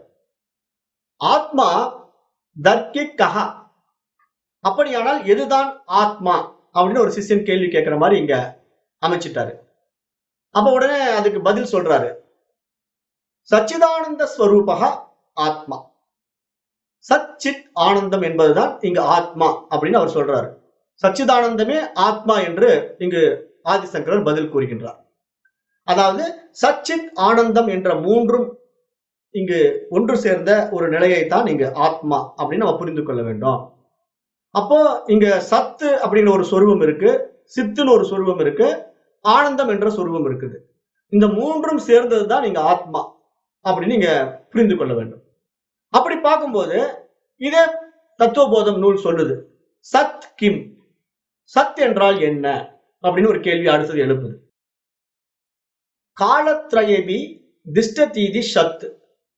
சத் என்றால் மூன்று காலங்களிலும் இருப்பது எதுவோ அதுவே சத் அப்படின்னு ஒரு பதில கொடுக்குது. இப்ப சத் என்றால் என்ன அப்படின்னு பார்த்தோம்னா, மூன்று காலங்களிலும் எது இருக்கிறதோ அதுவே சத்து. அப்ப நீங்க நல்லா யோசனை பண்ணி பாருங்களேன். இப்ப மூன்று காலங்களில இருக்கிறது தான் சத்து. அப்ப இந்த உடல் மூன்று காலங்களில் இருக்குமா? இப்போ கடந்த காலத்துல இருந்தது, இப்ப நிகழ்காலத்துல இப்ப இருந்துகிட்டு இருக்கு, எதிர்காலத்துல இருக்குமா? இந்த உடல் இல்லாம போகும். அப்போ ஒரு நாள் இந்த உடம்பு அழிந்து விடும். அப்ப இது மூன்று காலத்துல இருக்கக்கூடிய ஒரு பொருளாக இருக்குமா? இருக்காது. அப்ப அப்படிப்பட்ட இந்த ஒரு பொருளை வைத்துக்கொண்டு இந்த பொருள் இருக்கிற எத்தனை விஷயங்களை வேணா எடுத்துக்கங்களேன். இந்த ஒரே ஒரு அன்னமய கோஷத்தின் மீது எல்லாம் இணைஞ்சிருக்குது. சூட்சும சரீரம் இருக்குது, காரண சரீரம் இருக்குது, பஞ்ச கோஷங்கள் இருக்கிறது. அனாத்ம விஷயங்களாக நம்ம எத்தனை தத்துவங்களை பார்த்தோமோ அத்தனை தத்துவங்களும் உள்ளடக்கியதுதான் இந்த மூன்று சரீரங்கள். என்னென்ன சரீரங்கள்? ஸ்தூல சரீரம், சூட்சும சரீரம், காரண சரீரம். அப்ப மூன்று காலங்களிலும் இந்த சரீரம் இருக்காது. அப்ப இது சத்தாக இருக்க முடியாதுங்கிற தெளிவு இங்க உறுதிப்படுத்துது இந்த சாஸ்திரம். சத் என்றால் என்ன அப்படின்னா, காலத்ரயபி திஷ்டதீதி சத்து. மூன்று காலங்களிலும் இருப்பது எதுவோ அதுவே சத் என்று இங்கு விளக்கம் கொடுத்தது. அடுத்த கேள்வி சிஷ்யன் கேட்கிறான், சித் கிம், சித் என்றால் என்ன? ஞானஸ்வரூபகா அப்படின்னு பதில் சொல்லுது. சித் என்பது அறிவு ஸ்வரூபமாகும் அப்படிங்குது. சித் என்றால் ஒரு அறிவு ஸ்வரூபம். அதாவது அறியப்படும் பொருள்கள் மாறுகின்றது, அறியப்படும் பொருள்கள் மாறிக்கொண்டே இருக்கின்றது. ஆனால் அறிவு எப்பொழுதும் மாறாதது. அந்த அறிவைத்தான் இங்கு சித் ஸ்வரூபம் என்றும் ஞானஸ்வரூபம் என்றும் அழைக்கிறோம். அப்போ எந்த ஒன்றினால் அனைத்தையும் நான் என்ற சத்து அறிகின்றதோ அந்த நான் தான் ஆத்மா. நான் எப்பொழுதும் இருக்கின்றவன், மூன்று காலங்களிலும் நான் இருக்கின்றேன், நான் எல்லாவற்றையும் அறிகின்றேன். அறியப்படும் பொருளை அறிபவனாக நானே இருக்கின்றேன். அதனால்தான் நான் சத்து, நான் என்றென்றும் இருக்கின்றவன், நிலையானவன். அப்ப அதனால இங்க சித் என்றால் அறிவு சொரூபம் என்று எக்ஸ்பிளைன் பண்ணுது. அடுத்தது சச்சித் ஆனந்தம்ங்கிற வார்த்தையில ஆனந்தக கஹா அப்படின்னு ஒரு கேள்வி எழுப்புது. ஆனந்தம் என்றால் என்ன? சுகஸ்வரூபகா அப்படின்னு பதில் கிடைக்குது. ஆனந்தம் என்றால் சுகஸ்வரூபம், அதாவது ஏவம் சச்சிதானந்த ஸ்வரூபம் ஸ்வாத்மானம் விஜானியாத் அப்படிங்கிறது சாஸ்திரம். ஆனந்தம் என்பது சுகஸ்வரூபம் ஆகும். ஆனந்தம் வரையறுக்கப்படாத ஆனந்தம். இங்க இந்த ஆனந்தம் எப்படின்னா எல்லையற்ற ஆனந்தம். இப்ப நம்ம ஏற்கனவே பார்த்த பிரியம், மோதம், பிரமோதம் என்ற ரஜோகுணத்திலே ஏற்பட்ட விழிப்பு நிலை ஆனந்தத்தை பற்றி இங்கு சாஸ்திரம் சொல்ல வரல. இங்க சச்சிதானந்த ஸ்வரூபமாகிய அந்த ஆனந்தம் இருக்கிறது இல்லையா, அந்த பேரானந்த நிலை இருக்கிறது இல்லையா, அந்த ஆனந்தம் எல்லைக்கு உட்பட்டது கிடையாது, அது வரையறுக்கப்படாதது என்று சொல்லி மூன்று காலங்களிலும் எப்போதும் இருப்பதும் அனைத்தையும் அறிகின்ற அறிவாகவும் எது இருக்கின்றதோ அதுவே ஆத்மா என்றும், அந்த ஆத்மாவானது என்றுமே ஆனந்த ஸ்வரூபமே ஆகும் என்றும், அதுவே இங்கு சச்சிதானந்தம் என்றும் இங்கு சாஸ்திரம் நமக்கு விளக்கம் கொடுக்கின்றது. அப்ப ஆத்மா என்றால் என்ன அப்படின்னு நம்ம தெரிந்து கொள்ள வேண்டும் என்றால் சச்சிதானந்தம்ங்கிற வார்த்தையை மறந்துடக்கூடாது. ஆத்மா அப்படின்னா அது சச்சிதானந்தம். அப்ப சத்தென்ற இருப்பு சித்தாகிய அறிவின் வாயிலாக ஆனந்தத்தை அடைவதுதான் இங்கு சச்சிதானந்தம் என்பதையும் நாங்க புரிந்து கொள்ளணும். இதை நம்ம எப்படி ஒரு உதாரணத்தின் வாயிலாக அறிந்து கொள்ளலாம் அப்படின்னு பார்த்தா, இப்ப ஜாக்கிரத அவஸ்தையிலே விழிப்பு நிலையிலே அறியப்படும் பொருள் இருந்தால் அங்கு அறிபவனும் இருப்பான், அறியப்படும் பொருள் இல்லை என்றால் அங்கு அறிபவனும் இல்லை. இதை எப்படி புரிந்து கொள்ளலாம் அப்படின்னா, இப்ப நீங்க வந்து மழைக்காலத்துல ஒரு வானவில்லை பாக்குறீங்க. மழைக்காலத்துல ஒரு வானவில் போட்டுடுது. அப்ப அங்க அறியப்படும் பொருளாக உங்கள் கண் முன்னே அந்த வானவில் தோன்றுகிறது. மழைக்காலத்துல ஒரு வானவில் வானத்துல தெரியுது. அது ஒரு அறியப்படும் பொருளாக நம்மிடத்தில காட்சியாகின்றது. நீங்க உடனே அத பார்த்து கண்களால் அதை பார்க்கின்றீங்க. கண்கள் சக்தியின் வாயிலாக அதை அறிந்து கொள்கிறீர்கள். அறிபவனாக அதை காணுகின்றீர்கள். சிறிது நேரம் கழித்து அந்த வானவில் மறைந்து விடுகின்றது. கொஞ்ச நேரத்துல அந்த வானவில் தோன்றுறது மறைந்து போய்விட்டது. இப்பொழுது அங்க அறியப்படும் பொருள் இல்லை. அதே போல அங்க அறிபவனும் இல்லை. அதாவது அறிபவனாகிய கண் சக்தியினால் தான் அந்த அறியப்படும் பொருள், அதாவது வானவில் தெரிந்தது. அதே அறிபவனாகிய கண் சக்தியினால் தான் அந்த அறியப்படும் பொருள் மீண்டும் தெரியவில்லை. அப்ப இங்க வந்து ஏற்கனவே தெரிந்த வானவில் மூலமா அறியப்படும் பொருளாக நம்ம இடத்துல என்ன வச்சுக்கிட்டு பார்த்தோம்? கண்ணுங்கிற ஒரு புலனை வைத்துக் கொண்டு அந்த சக்தியின் வாயிலாக அந்த வானவில்லை நான் பார்த்தேன். அப்ப கொஞ்ச நேரத்துல அந்த வானவில் மறைந்து விட்டது. அப்ப அதே அறிபவனாகிய கண் சக்தியினால் தான் அந்த அறியப்படும் பொருள் மீண்டும் தெரியவில்லை என்பதையும் நான் தெரிந்து கொண்டேன். அப்ப அறியப்படும் பொருளும், அதாவது வானவில், அறிபவன் யார் இந்த இடத்துல? கண் சக்தி, கண் என்ற சக்தி இருந்தாலும் இந்த இரண்டையும் அறியும் அறிவு ஒன்று இருக்க வேண்டும் அல்லவா? அதுதான் இங்க ஆத்மா அப்படின்னு இங்க சாஸ்திரம் சுட்டி காட்டுது. இதுதான் இங்க திரிபுட்டி பற்றிய முக்கியமான பாடம். இங்க திரிபுட்டிங்கிறதுல நிறைய பேருக்கு சந்தேகம் வரும். இப்ப திரிபுட்டின்னா என்ன அப்படின்னா, அறிபவன், அறிவு, அறியப்படும் பொருள் என்ற 3 விஷயத்திலே இங்க அறிபவனாக எது இருக்கிறது? நம்முடைய மனம் தான் இருக்கிறது. அது புலன்கள் வழியாக, கண்கள் வழியாக பார்க்கின்றது. அது காட்சியாக தெரிகின்றது. அப்படி வைத்துக் கொள்ளுங்க. ஒரு காட்சி கிடைக்கிறது, நமக்கு வந்து ஒரு காட்சி தெரிகிறது. அதுதான் மனக்கண் அல்லது புறக்கண் வழியாக ஒரு காட்சி கிடைக்கின்றது. அப்போ அந்த காட்சி எப்படி கிடைக்குது? ஒரு வானவில்லாக பார்க்குது. அப்ப அறிபவன் அங்கு இருக்கிறான். அறியப்படும் பொருளும் இருக்கின்றது. அதே அந்த வானவில் மறைந்து விட்டது. வானவில் மறைந்து விட்ட உடனே இப்ப அங்க அறியப்படும் பொருளும் காணோம், அறிபவனும் இருந்து அங்க பிரயோஜனம் இல்லை. ஏன்னா மனமும் அங்க பார்க்கல, ஒண்ணுமே பார்க்கல. அப்ப அங்க அதுவும் இல்லை. ஆனா அறியப்படும் பொருளுங்கிற நிலையிலையும் அறியப்படாத நிலையிலும் ஒன்று அறிந்து கொண்டே இருக்கிறது. அது வந்ததுன்னு ஒண்ணு தெரிஞ்சுட்டு இருக்குது, அது மறைந்து விட்டதுன்னு ஒண்ணு தெரிஞ்சு கொண்டிருக்குது இல்லையா? அதுதான் இங்க அறிவு. அப்ப அதைத்தான் இங்க ஆத்மான்னு சாஸ்திரம் சுட்டி காட்டுது. 3 காலங்களிலும் நிலையாக எது இருக்கின்றதோ அதுவே சத்துன்னு சாஸ்திரம் சொன்னது போல, என்ன மாற்றங்கள் நடந்தாலும், இந்த கால தேசங்களிலே என்ன மாற்றங்கள் நடந்தாலும், ஒன்று வந்தாலும் மறைந்தாலும் என்றென்றும் சாஸ்வதமாக ஒன்று இருந்து கொண்டே இருக்கின்றது. அனைத்தையும் சாட்சியாக பார்த்து கொண்டே இருக்கின்றது. அது தோன்றி மறைகின்ற விஷயமாக இருக்காது. அறியப்படும் பொருள் இல்லாமல் போகலாம், அறிபவன் கூட இல்லாமல் போகலாம், ஆனால் அறிவு இல்லாமல் போகாது. ஏனென்றால் அறியும் புலன், கண் கூட இல்லாம போயிடலாம். அது எனக்கு தெரியலைங்க, கண் இல்லைங்கன்னு சொன்னா கூட ஏத்துக்கலாம். அல்லது வானவில் மறைஞ்சிடுச்சுங்க அப்படின்னு சொன்னாலும் ஏத்துக்கலாம். ஆனா அறிவு எப்பொழுதும் இருக்கின்றது. அப்போ அந்த அறிவு என்றென்றும் சாஸ்வதமானது, சத்தியமானதுங்கிறதுனால இங்க அந்த இரண்டையும் அறியும் அறிவு எதுவோ அதுதான் இங்க ஆத்மா அப்படின்னு இங்க சாஸ்திரம் ஆணித்தரமாக சுட்டி காட்டுகின்றது. அது எப்படி அப்படின்னா, இப்ப அதே வானவில் என்று எப்படி அறிந்தோம் நாம? அதே கண்ணின் சக்தியால் தான் என்றாலும் அந்த அறிபவனாகிய கண் சக்தி அது வானவில் என்று எப்படி தெரிந்து கொண்டது என்றால், உங்கள் உள்ளே உள்ள அறிவு மட்டுமே அதை வானவில் என்று உங்களுக்கு உணர்த்த முடியுங்கிறதையும் நீங்க புரிந்து கொள்ள வேண்டும். ஏனென்றால் இப்ப அது கண்ணு வந்து அதை பார்த்த உடனே அது இதுதான் எப்படி ஐடென்டிஃபை பண்ணுது? அது வானவில் தான் கண்ணுக்கு எப்படி தெரியும்? கண் அதை பார்த்து தெரிந்து கொள்ளக்கூடிய அறிவாற்றல் கொண்டதா? கண்ணுங்கிறது ஒரு புலன் தான். அப்ப கண்ணு பார்த்த உடனே இது வானவில்னு கண்ணு கண்டுபிடிக்கல. ஆனா நம்ம உள்ள இருந்த அறிவு தான், புத்தி சக்தி தான் அதை கண்டுபிடிச்சு இது வானவில்னு சொல்லுது. அப்போ இந்த அறியப்படும் பொருள் தோன்றி மறைந்தது போல அறிபவனும் தோன்றி மறையலாம். ஆனால் அந்த அறிபவனுக்குள் இருக்கும் அறிவு என்றும் மறையாது. அப்படிங்கிற அந்த தெளிவு நம்ம இடத்துல கண்டிப்பாக இருக்க வேண்டும். இது ஒரு உதாரணத்தின் வாயிலாக இப்படி விளக்கம் முற்படுறோம். ஏன்னா திரிபுட்டியினுடைய விஷயங்களை அறிபவன், அறிவு, அறியப்படும் பொருள், அப்புறம் காண்பான், காட்சி, காணப்படும் பொருள், அந்த மாதிரி என்ன திரிபுட்டி வார்த்தையை நீங்க எடுத்துக்கிட்டாலும் சரி, அதுல ஆதார ஸ்தலம், அதிஷ்டான ஸ்தலம் எது அப்படின்னா அதுதான் அந்த அறிவு அப்படின்னு நம்ம தெரிந்து கொள்ளணும்.